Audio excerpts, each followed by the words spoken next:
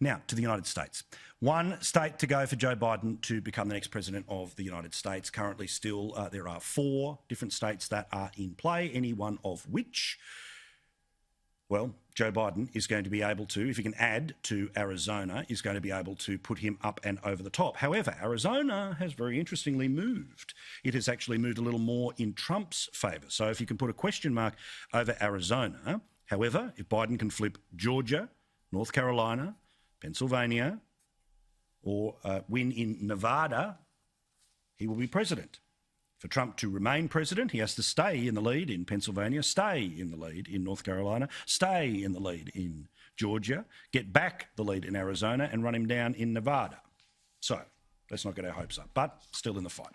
So here is the latest numbers. We expect Georgia in the next 2 hours, where it is very early in the morning and people will get back to the count. 95% counted, 23,000 votes for Trump. As soon as that goes, 1 positive of Biden and he starts to trot it away, Biden becomes president, potentially in the next 2 hours. North Carolina, Trump is up, 77,000. Both of those states, 95% counted. Pennsylvania, where Trump has the biggest margin, but there's still an awful lot to count. And I told you, you want to keep this out of Pennsylvania. It is as crook as Rookwood, the way that they run that system. You can forget about your middle-of-the-night stuff in Michigan. It is as crook as Rookwood, the way they run the system. The votes all might still be there, right? But the way they play the system, it's not sore losering, it's just that's the reality. Some states are better at it than others, regardless of the result. Pennsylvania, you want to keep it out of there, but he's still in the lead, 164,000. And in Arizona, Biden is down to 68,000 with 86% counting. Well, Paul, what do you say? If things are moving towards the 100% mark, they get better for Biden, right? Well, apparently, a couple of the more populous counties are going to be a little better for Trump. I don't think they're going to be 68,000 better for Trump, but we'll wait, we'll see. Certainly Georgia, we'll get a definitive answer in the next couple of hours about whether Biden becomes president. You'll see it, and you'll see it here live. Hence why Joe Biden thinks he is already transitioning to take over as president of the United States January 20 next year. And now, after a long night of counting, it's clear that we're winning enough states to reach 270 electoral votes needed to win the presidency. I'm not here to declare that we've won, but I am here to report when the count is finished, we believe we will be the winners. As for the Trump campaign, they are now starting to go all in on, at the very least, trying to get into the places where the votes are being counted so they can work out the different peculiarities about different states. And as you heard with Mick Mulvaney, the former chief of staff to Donald Trump, with Alan a little bit earlier, in Pennsylvania, it's not just a postal ballot where you vote on your ballot paper, turn it over, put it in the envelope into the post. What you end up doing is you put your ballot in an envelope, which goes in another envelope, and your signature is put on it to make sure that it is you. And then you're supposed to, yes, hanging Chad style, yes, frustrating when it's millions of people, but you're supposed to double check, well, does Paul's signature look like Paul's signature? Guess what they are doing in Pennsylvania? Not checking, which is why Eric Trump is blowing up. Came to Pennsylvania today to meet with our legal teams. It's very clear to us, and we've declared victory in Pennsylvania. We're up by 400,000 votes, with 86% of the precincts in. 86%, and we have Republican votes still coming in from Trump country. And the Democrats know that the only way that they could win this election is to cheat in Pennsylvania. They're trying to make a mockery of the election of this country. My father is up by almost 500,000 votes in this state, with 86% reported, and plenty of red counties left to go. Plenty of red counties left to go. We're going to win Pennsylvania. Okay, who knows about the end part of that? The first part of that is just not true. And you know how all in I am on Trump. It's been a long couple of days. All in on Trump. The reality is the red counties are smaller than the blue counties. The blue counties are taking too long, sure, but Pennsylvania, I'm telling you, crook as Rookwood, right? Rudy Giuliani, he too is going to the barricades. Not a single Republican has been able to look at any one of these mail ballots.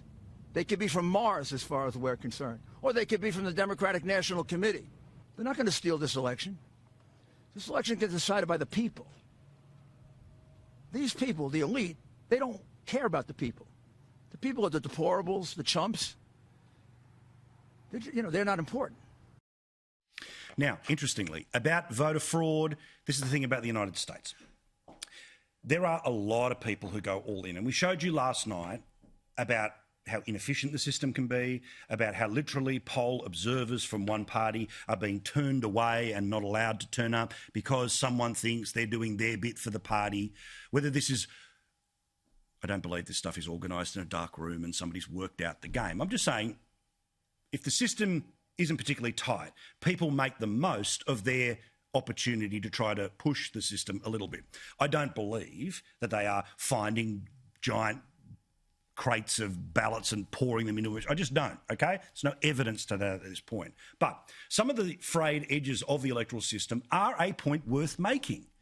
And while I am sure even having this conversation means automatically I've booked my spot on Monday night at 9 o'clock, 9:15 on the ABC, there's your free ad because they give us so many. But I'm not doing this out of conspiracy theory. It's just prove to me this stuff didn't happen, rather than say we're not allowed to show this stuff that might have happened. Project Veritas claim that they have got inside information from somebody who works in the postal system. The postal system where, guess what was happening to the mail? It was being backdated. We were issued a directive this morning to collect any ballots we find in mailboxes, collection boxes, just outgoing mail in general, separate them at the end of the day so that they could hand stamp them with the previous day's date. Today is November 4th, for clarification. So 8 p.m. election day, November 3rd, the Court of Appeals ruled ballots have to be received by that time. And what were you told? To separate them today so they could mark them with yesterday's date and send them through the express system to wherever they needed to go. This appears to be an attempt to circumvent Michigan law and allow late votes. And you said there was a hamper where letter carriers were supposed to leave their ballots. Where are the ballots now? They were putting them into express bags to go to the distribution center. In regards to a hamper, there was a standard hamper that all letter mail is supposed to go to, and they had a tub next to it that we were supposed to put any ballots collected today into. Of course, again, expect the narrative to be, there they are pushing misinformation. Discredited Project Veritas. No, tell me it didn't happen. Show me that exact case didn't happen. I don't know.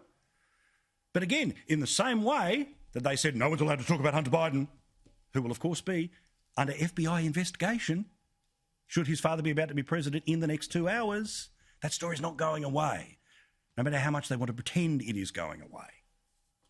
And yes, there is probably part of all of this that is about self-justification. We couldn't have possibly lost to that guy. And Hillary's was, of course, able to pursue for 3 years. Russian collusion was why she lost. Well, voter fraud is not why Trump is going to lose, potentially. I won't give you that satisfaction just yet. But have a look at this. Another Washington-based website that turned around and has shown that 4 people who are older than the oldest human that has ever lived apparently voted in this election. Is that enough to flip Michigan? No. Is it why Donald Trump's going to lose the presidency? No. But did it happen? Prove it didn't. This is apparently the voter file that Gateway Pundit put up today, where people who are 120 years old and a person from the 1850s apparently fully were entitled to mail in their ballot yesterday. So, if Arizona is the state that will end up putting away Donald Trump, the media is already rubbing it in. There must be so many people in the White House right now who are just tearing their hair out watching these Arizona returns, thinking, I told you not to do that. You read my mind. I was sitting here thinking Arizona and thinking John McCain. It's John McCain's last laugh, if in fact his state, his beloved adopted state of Arizona, goes for Joe Biden. Now, there's another little thing here too. Just because you win an election doesn't mean you win forever, and just because you lose an election doesn't mean you lose forever, right? Another chance in 2 years in America, another 4 years at the presidential level. But there is something that is pretty extraordinary about both candidates here, that both of them blew past the popular vote for any previous president. Literally, the loser would have had enough votes to have won landslides 4 years ago, 8 years ago, 12 years ago. And in part for Donald Trump, that is because of the coalition that he was able to put together. Remember I talked before about marketing to demographics versus talking to communities? I agree with Dan Bongino. Even if Trump loses, he changed the party, in my view, for the better because of whom it now appeals to.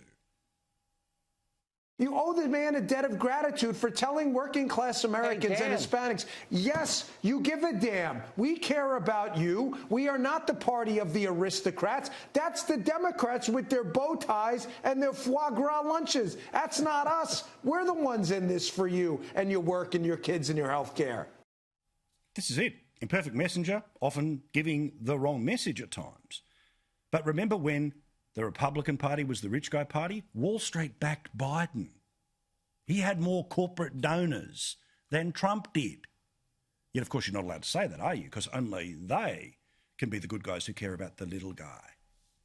But Trump showed it was the little guy that kept him in the fight, that brought him back from the brink to even this result that we are currently talking about right now. The fact that it's been pushed to 2 days is because of the little guy and the little guy backing Biden. Hispanics in Florida. I know we're not allowed to talk about this because identity politics is their thing, right? Look at the demographics. But if you are somebody who is dreading what may be about to happen, or just a little disappointed because your team's not about to win the grand final, there is a significant silver lining. Put simply, Biden in the first 2 years will not be able to stack the court, not be able to increase the taxes, not be able to do the worst of the agenda. And I know it feels a little bit like when Daniel Andrews said, I want 12 months of unlimited power. Well, you can have 6. Thank you. It's not insignificant that he's going to be the president, but he's not going to have the Senate. Good point from Tucker Carlson. If Democrats had won the White House and the Senate last night, the country as we know it would have ended. Not because Democrats have bad ideas, though they do, but because Democrats plan to impose an entirely new system on our country. Not an agenda, a system. With nothing to check their power, the left fully intended to eliminate the traditional American balances within our government, along with the Constitution and the Bill of Rights that constrain their power. And finally, if Trump goes, can there be another person that gets flushed from the system? Nancy Pelosi. Now, Nancy Pelosi a couple of years ago was saying, I don't think we should impeach Trump. I think it's too much. Instead, she became completely obsessed with Trump, ripping up the speech and all the rest of it. She lost seats in the House yesterday. And put simply, if you think Trump's a bullshit machine, take this for the lady who lost seats yesterday. It's not just about the quantity. It's about the quality of leadership that they provide for our country. No, elections are only ever about quantity.